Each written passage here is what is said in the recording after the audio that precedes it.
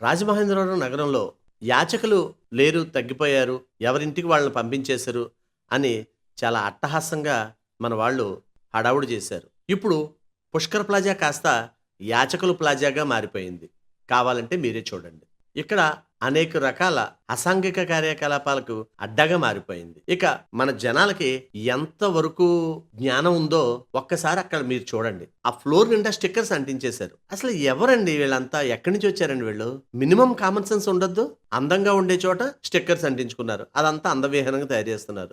ఆ దెబ్బకి ఏం చేస్తున్నారంటే యాచకులంతా వచ్చి అక్కడే ఇగో ఇలా విశ్రాంతి పొందుతున్నారు. మరి మళ్ళీ యాచకుల నగరంగా మారింది. చూసుకోండి అధికారులు, ఈ సంఖ్య మరింత పెరిగే అవకాశం ఉంది అని ప్రజలు అంటున్నారు. ఇప్పటికే వందలాదిగా మళ్ళీ యాచకులు నగరంలో ప్రవేశించారు, లేదా అప్పుడోళ్ళే వెళ్ళలేదు. ఏం జరుగుతుందో వేచి చూద్దాం అంటున్నారు ప్రజలు. దయచేసి గమనించండి, ఒక ముఖ్య మనవి. మేం ప్రసారం చేసే నిర్లక్ష్యం కార్యక్రమం ఏ ఒక్కరిని అవమానపరచాలని గాని తక్కువ చేయాలని గాని మా ఉద్దేశం కాదు. కేవలం రాజమండ్రి నగరం బాగుండాలని మా ఈ నిర్లక్ష్యం కార్యక్రమం ముఖ్య ఉద్దేశం.